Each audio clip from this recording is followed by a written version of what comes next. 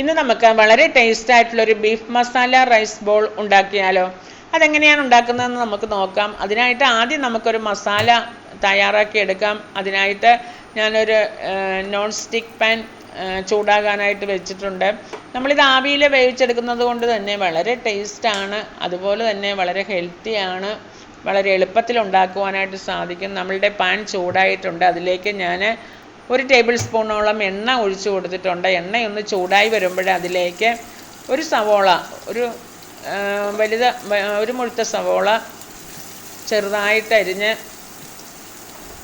അതിട്ട് കൊടുത്ത് അതൊന്ന് ഇളക്കിയതിന് ശേഷം നമുക്ക് അതിലേക്ക് ഒരു പച്ചമുളക് ചെറുതായിട്ട് അരിഞ്ഞ് അതും കൂടി ഇട്ട് കൊടുക്കാം. നമ്മൾ കുരുമുളക് പൊടിയൊക്കെ ചേർക്കുന്നുണ്ട്, അതുകൊണ്ട് തന്നെ ഒരു പച്ചമുളക് ഞാൻ ചേർത്തിട്ടുള്ളൂ. അതിനുശേഷം ഒരു തണ്ട് കറിവേപ്പിലയും കൂടി ചെറുതായിട്ട് അരിഞ്ഞ് അതും കൂടി ഇട്ട് കൊടുത്തു. ഇനി അതെല്ലാം കൂടി ഒന്ന് ഇളക്കി യോജിപ്പിച്ചതിന് ശേഷം നമ്മൾക്ക് അതിലേക്ക് ഒരു 1/2 ടേബിൾ സ്പൂണോളം ഉപ്പും കൂടി ഇട്ട് കൊടുക്കാം. ഉപ്പും കൂടി ഇട്ട് കൊടുത്ത് ഒന്ന് ഇളക്കി യോജിപ്പിച്ച് നമുക്ക് ഒത്തിരി അങ്ങ് ഗോൾഡൻ കളറൊന്നും ആകണ്ട, ജസ്റ്റ് ഒന്ന് മൂത്ത് കിട്ടിയാൽ മതി. അതിനുശേഷം നമ്മൾക്ക് അതിലേക്ക് ഒരു ചെറിയൊരു ടൊമാറ്റോ ചെറുതായിട്ട് അരിഞ്ഞ് അതും കൂടി ഇട്ട് കൊടുത്തു. അതിനുശേഷം അതിലേക്ക് 1 ടീസ്പൂണോളം വെളുത്തുള്ളി ഇഞ്ചി പേസ്റ്റും കൂടി ഇട്ട് കൊടുത്തു. ഇനി അതെല്ലാം കൂടി ഒന്ന് നന്നായിട്ട് ഇളക്കി ഒന്ന് യോജിപ്പിച്ച് ഒന്ന് വേവിച്ചെടുക്കും. ഇപ്പോൾ നമ്മളുടെ ടൊമാറ്റോ ഒത്തിരി അങ്ങ് വെന്ത് പോകേണ്ട, ഈ ഒരു രീതിയിൽ മതി. ഇപ്പം നമ്മളുടെ സവോളയും എല്ലാം ടൊമാറ്റോയൊക്കെ വെന്ത് വന്നിട്ടുണ്ടെങ്കിൽ നമുക്ക് മസാലകൾ ഇടാം. 1 ടീസ്പൂണോളം മുളക് പൊടി ഇട്ട് കൊടുത്തു, അതുപോലെ 1/2 ടീസ്പൂണോളം മല്ലിപ്പൊടി ഇട്ട് കൊടുത്തു, അതോടൊപ്പം തന്നെ 1/2 ടീസ്പൂണോളം കുരുമുളക് പൊടിയും കൂടി ഇട്ട് കൊടുത്തു. പിന്നീട് നമുക്ക് വേണ്ടത് ഒരു 1/2 ടീസ്പൂണോളം ഗരം മസാലയും കൂടി ഇട്ട് കൊടുത്തു. അതിനുശേഷം ഒരു 1/4 ടീസ്പൂണോളം മഞ്ഞൾപ്പൊടിയും കൂടി ഇട്ട് കൊടുത്തു. ഇപ്പം നമ്മളുടെ മസാലകളെല്ലാം ഇട്ടിട്ടുണ്ട്. ഇനി ആ മസാലകളെല്ലാം ഒന്ന് മൂത്ത് വരണം. അതിനായിട്ട് നമുക്കൊന്ന് ഇതുപോലെ ഒന്ന് ഇളക്കി 1 മിനിറ്റ് ഒന്ന് ഇളക്കി കൊടുക്കാം. ഇപ്പം മസാലകളൊക്കെ മൂത്ത് വന്നിട്ടുണ്ട്, അതിൻ്റെ പച്ചമണമൊക്കെ മാറിയിട്ടുണ്ട്. ഇനി നമുക്ക് അതിലേക്ക് ഞാൻ കുറച്ച് ബീഫ് വേവിച്ചതിന് ശേഷം മിക്സിയിലിട്ടൊന്ന് ജസ്റ്റ് ഒന്ന് കറക്കിയെടുത്തതാണ്, അതും കൂടി ഇട്ട് കൊടുക്കാം.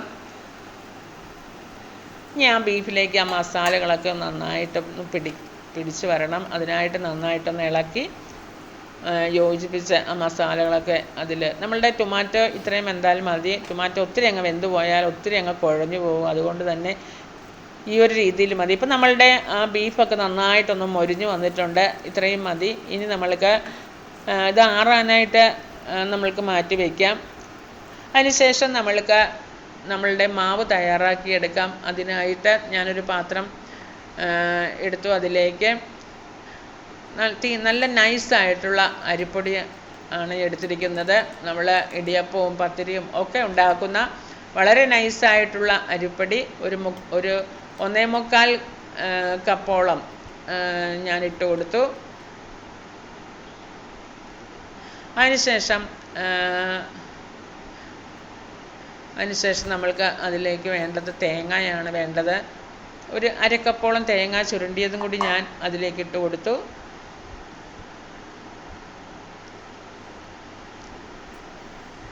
പിന്നീട് അതിലേക്ക് നമ്മൾക്ക് ഒരു 1/2 ടീസ്പൂണോളം ഉപ്പിട്ട് കൊടുക്കാം. നമ്മൾ മസാലയ്ക്ക് ഉപ്പിട്ടിട്ടുണ്ട്, അതുകൊണ്ട് തന്നെ നമ്മൾക്കൊരു 1/2 ടീസ്പൂൺ ഇട്ട് കൊടുത്താൽ മതി.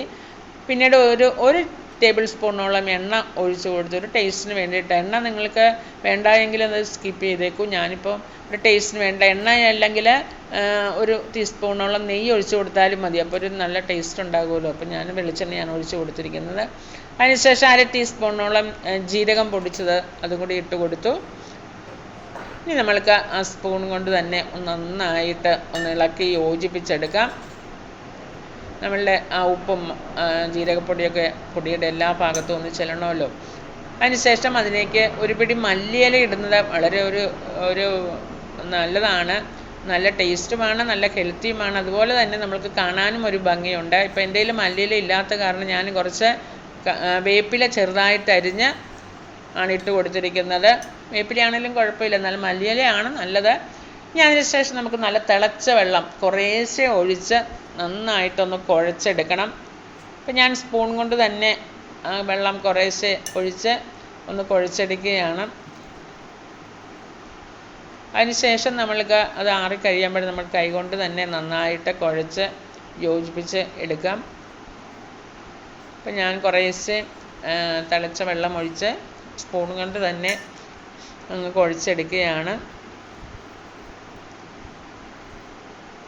ഇത്തിരി വെള്ളം കൂടിപ്പോയത്, അതുകൊണ്ടാണ് നമുക്ക് കുറേശ്ശെ ഒഴിച്ചാൽ മതി.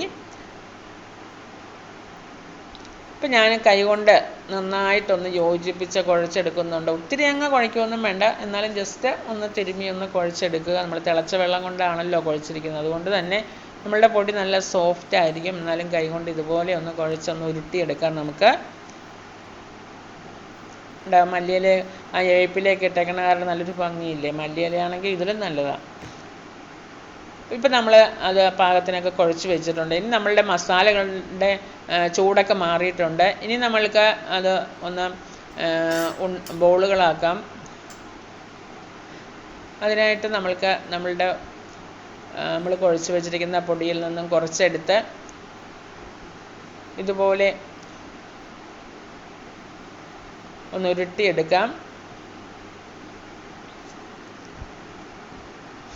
ഇതുപോലെ ഉരുട്ടിയതിന് ശേഷം ഇതുപോലെ 2 വിരൽ ഉപയോഗിച്ച് ഇതുപോലൊരു കുഴി ഉണ്ടാക്കിയതിന് ശേഷം നമ്മൾക്ക് അതിലേക്ക് നമ്മൾ മസാല കുറേശ്ശെ വെച്ച് കൊടുക്കാം. വളരെ നല്ലൊരു മണമുണ്ട്, നല്ലൊരു മണം വരുന്നുണ്ട് നമ്മളുടെ മസാലയ്ക്ക്. അതുപോലെ തന്നെ നല്ല മണവും ഉണ്ട്, അതുപോലെ തന്നെ നല്ല ടേസ്റ്റുമാണ്. നമ്മൾ ഈ ഫില്ലിങ്ങൊക്കെ വെച്ച് ഇത് കഴിക്കുമ്പോൾ വളരെ ടേസ്റ്റാണ്. നിങ്ങൾ ഒന്ന് ഉണ്ടാക്കി നോക്കണം. നമ്മൾക്ക് ഇത് ബീഫിന് പകരം നമ്മൾക്ക് മുട്ട ഉപയോഗിക്കാം. മുട്ട ഉപയോഗിച്ചും ഉണ്ടാക്കാം. ഇറച്ചിയൊക്കെ ആകുമ്പം നമ്മുടെ മുട്ടയെക്കാട്ടി നല്ലതാണല്ലോ. മുട്ടയും നല്ലതാണ്, എന്നാലും ഇറച്ചിയാകുമ്പോൾ അത് അതിൻ്റേതായിട്ടുള്ള ടേസ്റ്റ്. എന്തായാലും വളരെ ടേസ്റ്റാണ് ഇത്. നമ്മളുടെ മസാലകളൊക്കെ നന്നായിട്ട് മൊരിഞ്ഞ് ഈ ഒരു രീതിയിൽ മുരിഞ്ഞ് കിട്ടണം. നമ്മളുടെ ടൊമാറ്റോ ഇത്രയും വെന്താൽ മതി. കൂടുതൽ വെന്തിട്ടുണ്ടെങ്കിൽ അതൊന്ന് കുഴഞ്ഞു പോകും നമ്മളുടെ മസാല. അപ്പോൾ നമ്മളിതുപോലെ ഉരുട്ടി നമ്മൾ ഇതിൻ്റെ ഉള്ളിൽ വയ്ക്കുമ്പോൾ അത് വെള്ളം ഒലിക്കും. അതുകൊണ്ട് തന്നെ നമ്മൾ ഈ രീതിയിൽ മസാല ഉണ്ടാക്കിയാൽ മതി. അങ്ങനെ നമ്മൾക്ക് മസാല അതിൻ്റെ ഉള്ളിലേക്ക് വെച്ച് വീണ്ടും നമ്മൾക്ക് ഇതുപോലെ ഉരുട്ടി ഒരു ഷേപ്പിൽ, നമ്മൾക്ക് ഇഷ്ടമുള്ള ഷേപ്പിൽ നമുക്ക് ഉണ്ടാക്കിയെടുക്കാം. ഞാനിപ്പോൾ ഈ ഒരു രീതിയിലാണ് ഉണ്ടാക്കിയെടുക്കുന്നത്. ഇതുപോലെ വെച്ചതിന് ശേഷം നമ്മൾക്ക് വീണ്ടും നമ്മളുടെ കൈകളിൽ കൊണ്ട് ഇതുപോലെ ഒന്ന് ഉരുട്ടി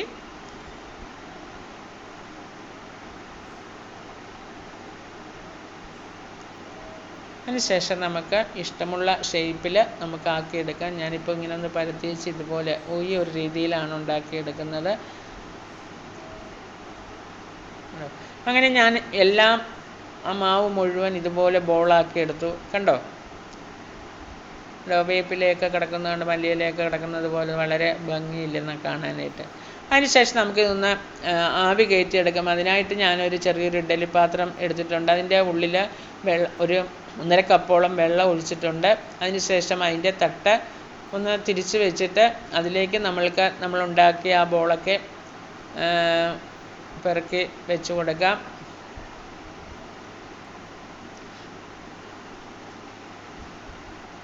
ഇതുപോലെ എല്ലാം അതിലേക്ക് വെച്ചതിന് ശേഷം നമുക്ക് അടച്ചു കൊടുക്കാം. അതിനുശേഷം നമ്മൾക്കൊരു 10 മിനിറ്റ് ഹൈ ഫ്ലെയിമിൽ വെച്ച് നന്നായിട്ടൊന്ന് വേവിച്ചെടുക്കാം. കണ്ടോ, ഇപ്പോൾ നമ്മളുടെ ബോളൊക്കെ നന്നായിട്ട് വെന്ത് വന്നിട്ടുണ്ട്. ഇതുപോലെ തന്നെ നമുക്ക് കഴിക്കാൻ പറ്റും. ഇതുപോലെ നമ്മൾക്ക് കഴിക്കാം. അല്ല എങ്കിൽ കുട്ടികൾക്കൊക്കെ കൊടുക്കുവാനാണെങ്കിൽ നമുക്ക് കുറച്ച് നെയ്യൊക്കെ ഇട്ടൊന്ന് മൊരിച്ച് കൊടുക്കാം. അതിനായിട്ട് ഞാനൊരു നോൺ സ്റ്റിക്ക് പാൻ ചൂടാക്കാൻ വെച്ചു. അതിലേക്ക് ഒത്തിരി നെയ്യ് എടുക്കുന്നില്ല, 1 ടീസ്പൂണോളം നെയ്യ്, കുറച്ച് നെയ്യ് മതി ഒഴിച്ച് അതിലേക്ക് നമ്മൾക്ക് ഇതുപോലെ നിരത്തി വെച്ച് കൊടുക്കാം. എന്നിട്ട് നമ്മൾക്ക് ഒരു മീഡിയം ഫ്ലെയിമിലിട്ട് ഒന്ന് മൊരിച്ചെടുക്കാം നമ്മളുടെ ബോള്. അപ്പോൾ ഒരു പ്രത്യേക ടേസ്റ്റ്. ആവിയിൽ വേവിച്ച ഉടനെ തന്നെ ആ ഒരു രീതിയിൽ കഴിക്കണമെങ്കിൽ അങ്ങനെ കഴിക്കാം, അല്ല എങ്കിൽ ഈ ഒരു രീതിയിൽ കഴിക്കാം. ഇങ്ങനെ നെയ്യിലൊക്കെ ഇട്ടൊന്ന് മുരിച്ച് വരുമ്പോൾ അതിൻ്റെതായ ടേസ്റ്റുണ്ട്. കുട്ടികൾക്കൊക്കെ നമുക്ക് കൊടുക്കാനാണെങ്കിലും നമ്മളുടെ വീട്ടിലെ വിരുന്നുകാരൊക്കെ വരുമ്പോൾ അവർക്കൊക്കെ കൊടുക്കാനാണെങ്കിലും ഈ ഒരു രീതിയിൽ നമുക്ക് മുരിച്ചൊക്കെ കൊടുക്കാം. ഒരു വശം മുരിഞ്ഞ് വരുമ്പോൾ നമ്മൾ ഒത്തിരി നെയ്യൊന്നും ഒഴിക്കുന്നില്ലല്ലോ. 1 ടീസ്പൂണോളം നെയ്യ് ഒഴിച്ചിട്ട് ഒന്ന് സ്പ്രെഡ് ചെയ്ത് പാനിലൊന്ന് സ്പ്രെഡ് ചെയ്യിപ്പിച്ചതിന് ശേഷമാണല്ലോ നമ്മളിത് പിറക്കി വെച്ച് ഒന്ന് തിരിച്ചും മറിച്ചുമൊക്കെ ഇട്ട് ഒന്ന് മുരിച്ചെടുക്കുന്നത്. ഒരു പ്രത്യേക ടേസ്റ്റാണ്.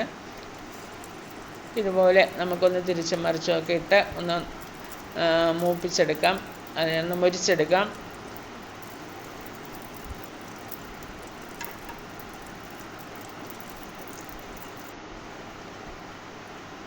ഇപ്പം നമ്മളുടെ ബോളൊക്കെ നന്നായിട്ട് മൊരിഞ്ഞ് വന്നിട്ടുണ്ട്. ഇത്രയും മതി. ഇനി നമ്മൾക്കൊരു പാത്രത്തിലേക്ക്